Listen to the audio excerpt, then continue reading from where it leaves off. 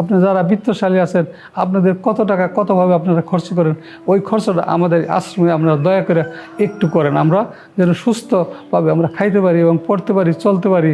হাসরের মাঠে আপনাদের এই দানের আপনারা পাবেন। আপনারা যদি দেখতেন তাহলে বুঝতে পারছেন যে আমরা কী অবস্থা, কী হালে আমাদের ভাই বোনেরা আছে। দয়া করে আপনাদের জাকাত, ফেতরা, দান যা কিছু করেন যদি আমাদের এই মাসে করতেন, আমরা খাইয়ে পেরে সুন্দরভাবে বাঁচতে পারতাম। দেখেন আমাদের পাশে আশেপাশে যারা আছে সবাই আশ্রমে আমরা আশ্রিত। এদের উপর যাদের সন্দেহ আছে তারা আসেন, তারা এসে আমাদেরকে দেখেন আমরা কি অবস্থা, কি হালে আল্লাহ আমাদেরকে রাখছে। আপনারা এসে একটু দেখে যান। বাইরে যারা আছেন তারাও আমাদের দিকে একটু হাত বাড়ান।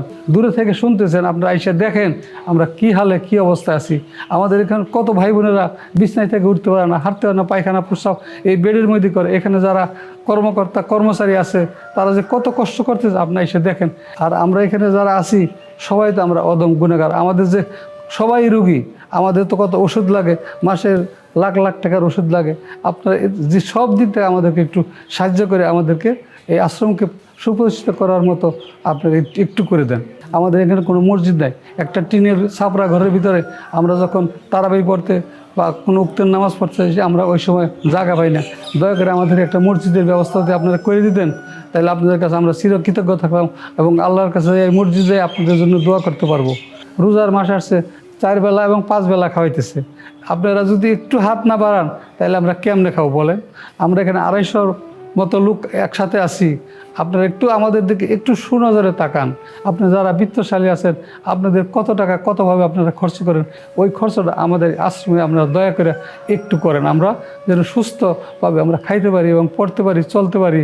এবং আমাদের একটা মসজিদ আপনারা দয়া করে যদি সবাই মিলে বানিয়ে দিতেন, আমরা আপনাদের কাছে চিরকৃতজ্ঞ থাকতাম। আপনারা তো নিজেই জানেন এক পাতা ওষুধ কিনতে গেলে কত টাকা লাগে। এখানে বিভিন্ন রোগের ওষুধ আছে। কারো ঘা হয়ে গেছে, কেউ পচে গেছে, কেউ হাত নাই, কেউ পা নাই। আপনার আয়সা একটু সুনজরে একটু চেয়ে দেখেন আমাদেরকে। এই যে ভাইয়েরা শুয়ে আছে তারা কেউ কথা বলতে পারে না, এই যে হাঁটতে পারে না। দেখেন আমার সামনে এক ভাই আসতেছে, দেখেন কীভাবে হাঁটতেছে।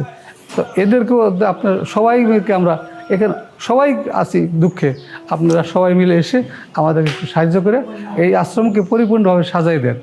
এবং আপনার এই সাজানো আপনাদের আখেরাতে আপনারা পাবেন। হাসরের মাঠে আপনাদের এই দানের আপনারা পাবেন। আপনারা দয়া করে আমাদেরকে একটু সুনজরে তাকান।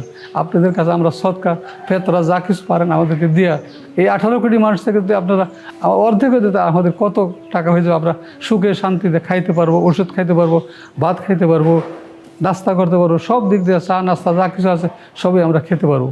কিন্তু আমরা অসহায়, আমরা গুনাহগার, আমরা মিসকিন। আমাদেরকে কাউকে রাস্তায় ফেলে দিচ্ছে, কাউকে বাসায় থেকে নিয়ে আসছে, তার পরিবার পরিজনকে দিয়ে গেছে। আইসে আপনারা যদি দেখতেন তাহলে বুঝতে পারছেন যে আমরা কী অবস্থা, কী হালে আমাদের ভাই বোনেরা আছে।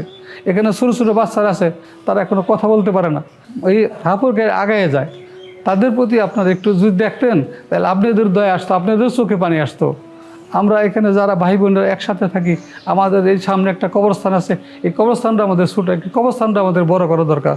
এই কবরস্থানে আমাদের ভাই বোনেরা আমরা যাই, আর কখন কার হুকুম হয়ে যাবে সে চলে যাবে। এই কবরস্থান কবর দিতে দিতে সব প্রায় শেষের পথে।